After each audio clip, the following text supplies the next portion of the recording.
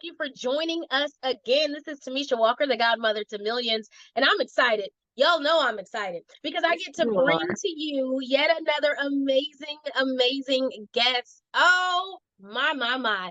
Hello, Miss Rosalee Henry. Hello, Miss Tomesha. How are you? Great being back in your presence. Oh, thank you so much for joining us. So, as you have learned, if you have watched the other videos, if you didn't, now's the time. Take a pause, go see the other ones, and come back here.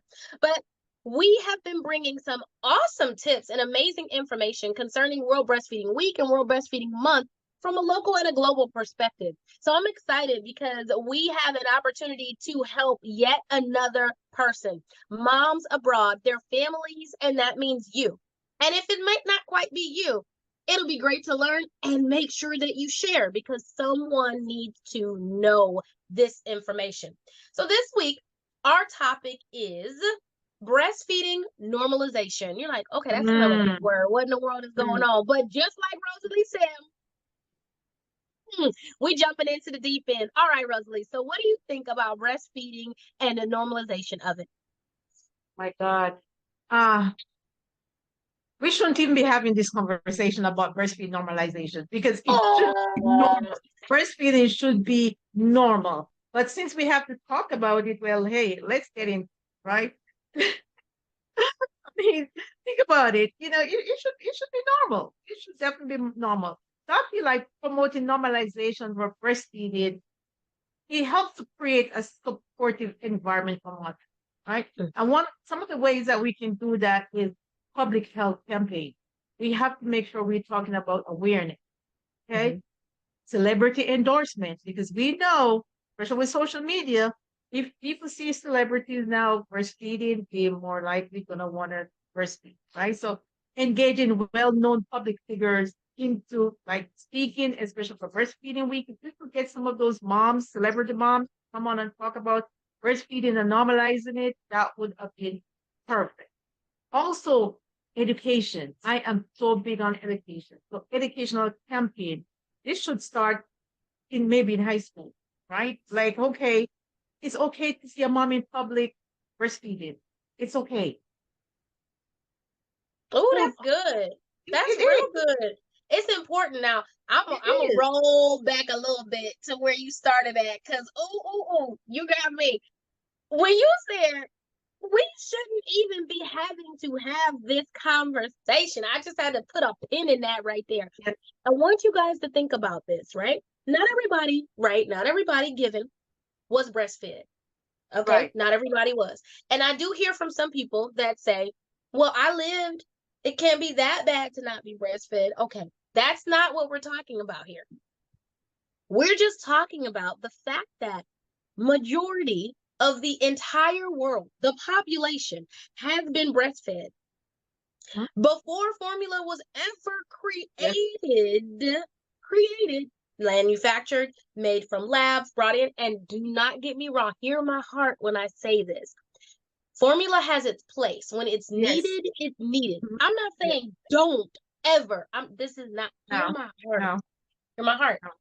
I'm talking about the natural opportunities that we have been given to feed our children, where we don't have to go to a supplement or go to someone else in order to make that happen. Now, as a lactation consultant, I understand the journey is different. It's different for everyone when it comes to learning about positions and how your breasts make milk and how your body and your mind, your emotional environment, and sometimes your environment.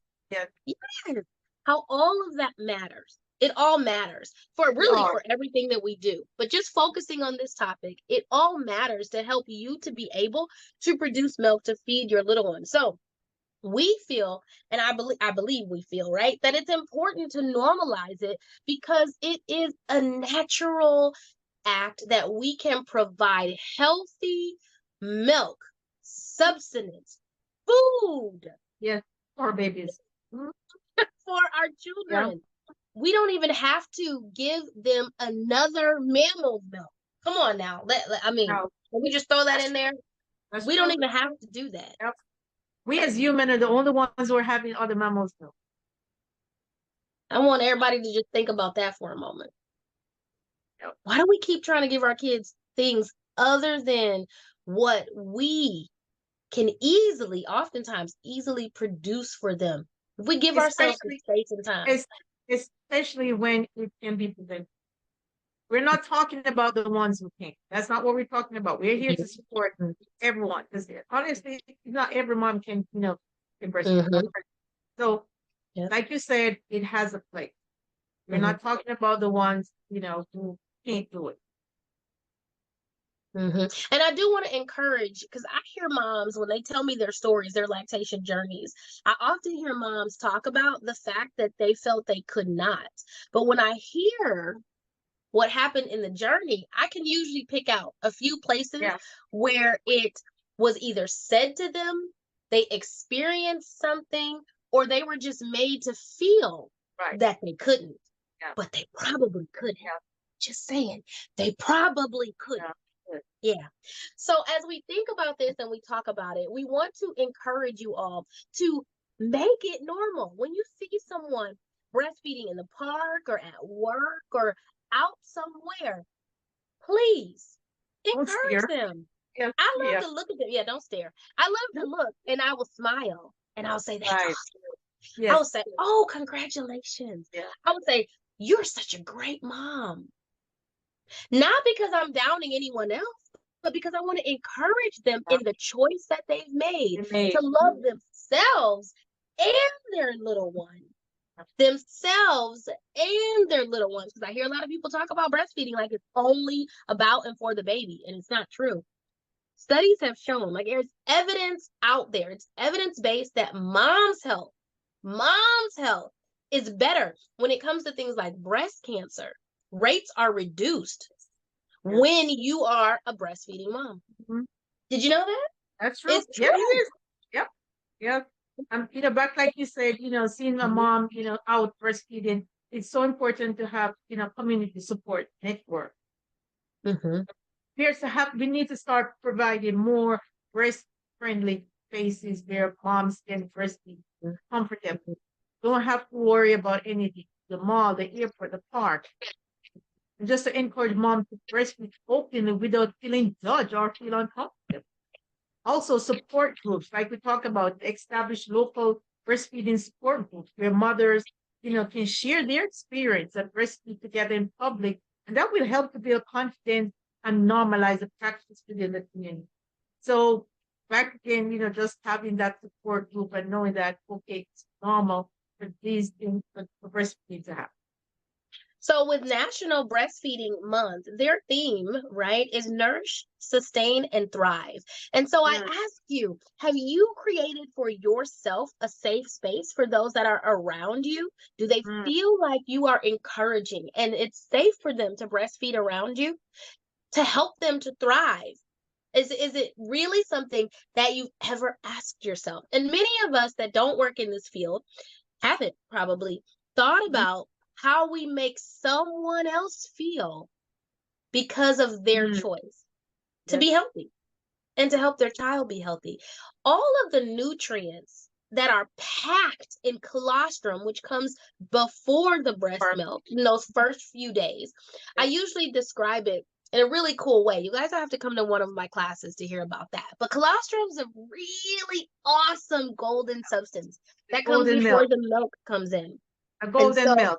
yes, before that milk comes in. And so it's important for us to encourage them, to remind them, and even for those that might deal with cultural differences, for those of us who are providers, right, who help moms in various arenas of life and of birth and their motherhood journey, we must remember their cultural differences and the things that they're facing and the things that they're integrating into the community and into the life that they have right now. Rosalee, I know you do some amazing things as I do in mentorship with those who are in the business community when it comes to this. So, what is a little bit of what you do with them to help their businesses? Wow. Oh, so help. So even before you go into the business part about, like, I know you talk about the cultural sensitivity.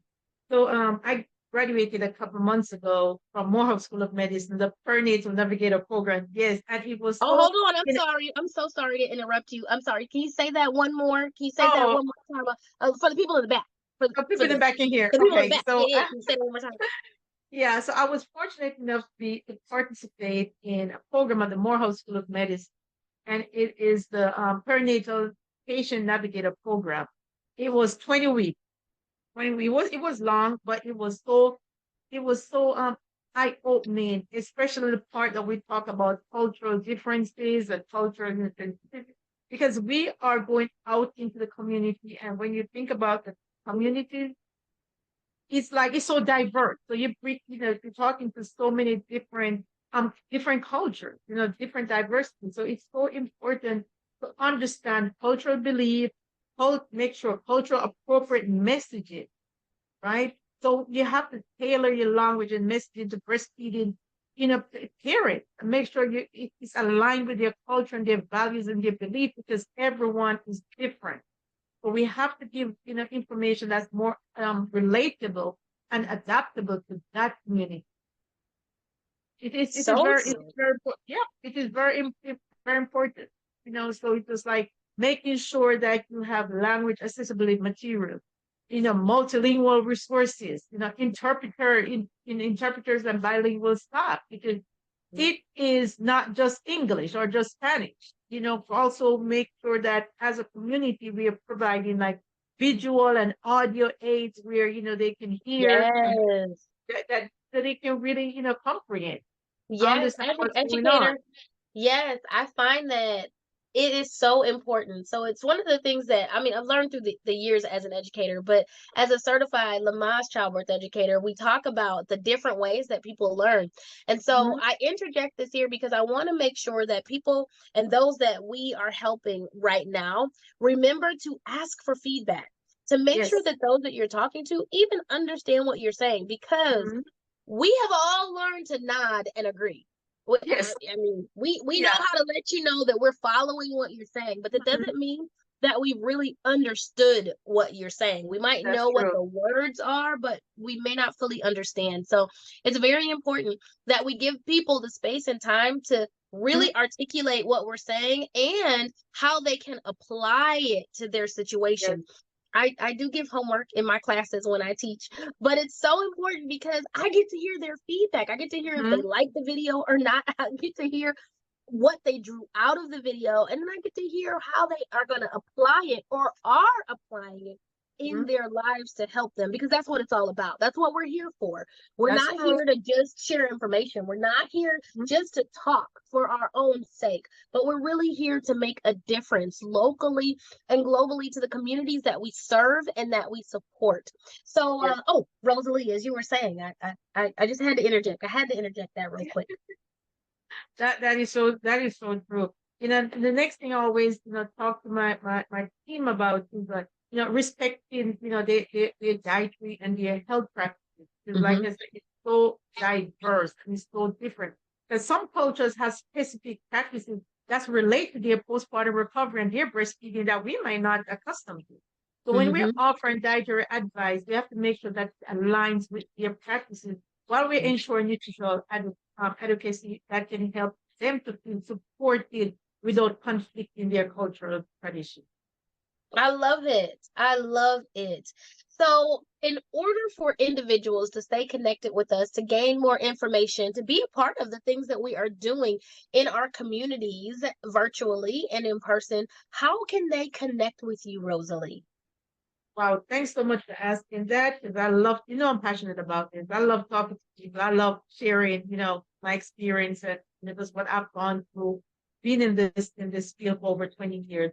So my website is mothershelpinghandsatlanta.com, or my ID is Rosalie, Rosalee, Henry, Henry, number 7, and that's my ID. Or for the people who are in the virgin community who are looking to grow and scale their business to make it sustainable, so we can help to make an impact on the maternal mortality rate. That part of my business is the 7-figure doula whisper. I love it. I love it. You. And as you guys know, you can find me at TomeshaWalker.com. That's TomeshaWalker.com. And on all social media at Tomesha Walker.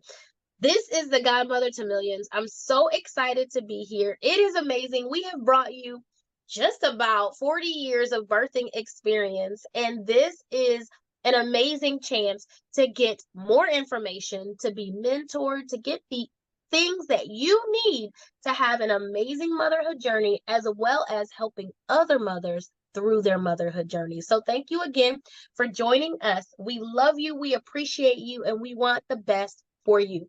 We will see you next time. I can't believe that you came